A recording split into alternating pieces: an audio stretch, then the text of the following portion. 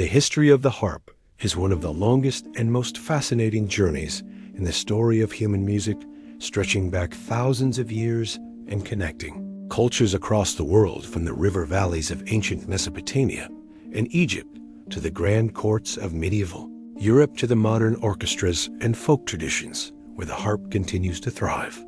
The harp is considered one of the oldest known stringed instruments, with archaeological evidence placing its origins as far back as 3000 BCE or earlier.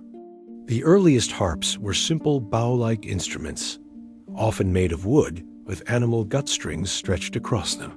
These primitive harps were not much more than hunting bows repurposed into tools of music, and it is easy to imagine ancient people experimenting with plucked strings and realizing the beauty of resonant tones. In Mesopotamia, harps appeared in Sumerian art dating to around 2500 BCE, particularly in the royal tombs of yore, where archaeologists unearthed beautifully decorated lyres and harps. These instruments were not only musical tools, but also symbolic, associated with ritual, ceremony, and the sacred power of music.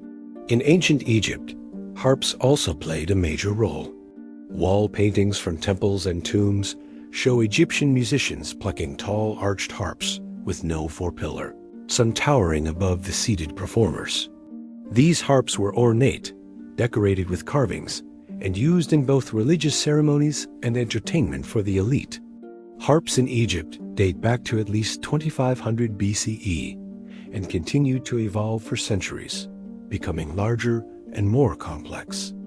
Unlike Mesopotamian harps, Egyptian harps often had a distinctive arching neck and could have many strings, producing a rich tonal palette.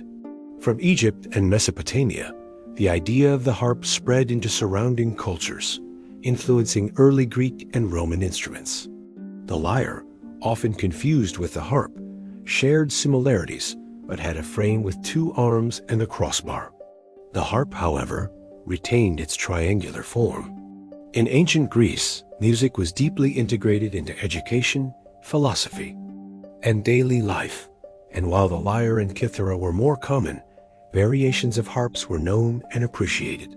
In ancient Rome, harps and lyres were played in theaters, temples, and private gatherings, though the true flourishing of the harp was yet to come in the medieval period.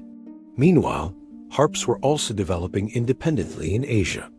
In Burma, modern-day Myanmar, a unique form of harp called the songok appeared more than 1,000 years ago. This Burmese harp has a distinctive boat-shaped body and an elegant arching neck, and it remains an important part of Burmese traditional music today. Similarly, in parts of Africa, harps and harp-like instruments emerged, such as the arched harps of Uganda and other regions. These instruments used local materials and reflected cultural traditions, showing how the idea of a plucked string resonator was universal and deeply human. In Europe, the harp took on new life in the early medieval period. By around the 8th to 10th centuries, harps had spread widely across the continent, particularly in Celtic regions such as Ireland, Scotland, and Wales. The Celtic harp, sometimes called the clairseach in Irish, became one of the most iconic instruments of medieval Europe. Made of wood, with a strong curved pillar and brass strings, the Celtic harp produced a powerful, resonant sound that could fill large halls. Harpers in Ireland and Scotland were highly respected, often employed by kings and nobles as court musicians. The harp became a symbol of status, learning, and culture. In Ireland, it was so important that the harp eventually became the national emblem, a symbol that remains on Irish coins, flags, and official seals to this day.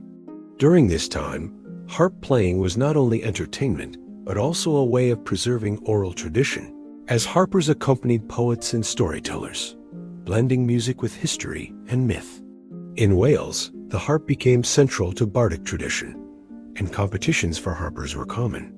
These traditions helped the harp become firmly rooted in European culture. By the high medieval and Renaissance periods, the harp evolved into more complex designs with more strings, sometimes over 30, expanding its musical range.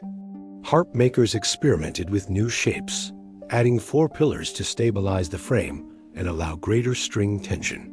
The Gothic harp, popular in 15th century Europe, had a tall, slender shape and gut strings that produced a delicate but expressive sound. Harps began appearing in illuminated manuscripts, religious paintings, and courtly art, symbolizing angelic purity and heavenly harmony. This association of the harp with angels and the divine became a lasting image in Western culture. And to this day, harps are often depicted in religious iconography as the instrument of choice for celestial beings. In this era, harps were used in both secular and sacred music, accompanying singers, dancers, and liturgical performances. The Renaissance brought greater innovation to harp design, particularly in Italy and Spain. String numbers increased, and harps became chromatic to meet the growing demands of Renaissance and Baroque music. By the 16th and 17th centuries, harp makers had developed the double-strung harp, with 2 rows of strings that allowed greater flexibility for playing accidentals. In Spain and Latin America, a unique style of harp emerged known as the arpa, which became deeply rooted in folk traditions. The Spanish harp traveled with missionaries and colonists to the New World, where it became a central part of musical cultures in Mexico, Venezuela, and Paraguay. The arpa llanera of Venezuela and Colombia, for example, is still central to llanero folk music, producing bright, lively tones for dances and celebrations. In Paraguay, the harp developed into a national instrument, producing elegant, flowing music that is recognized worldwide. Meanwhile, in Europe, the Baroque and classical periods saw the harp gain more prominence in court orchestras and chamber music. Composers such as Handel and Mozart included the harp in their works, and it was often paired with the flute in delicate duets. However, the harp's limited ability to play chromatic notes remained a challenge. This led to the invention of the single-action pedal harp in the 18th century, credited to Jacob Hochbrucker of Germany around 1720. The pedal harp allowed harpists to change the pitch of strings by pressing pedals with their feet, raising or lowering the pitch by a semitone. This was a revolutionary development, making it easier to play in different keys and opening up new possibilities for composition. The single-action pedal harp spread across Europe, particularly in France, where the harp enjoyed great popularity among the aristocracy. Marie Antoinette herself was known to play the harp, and it became fashionable in Parisian salons.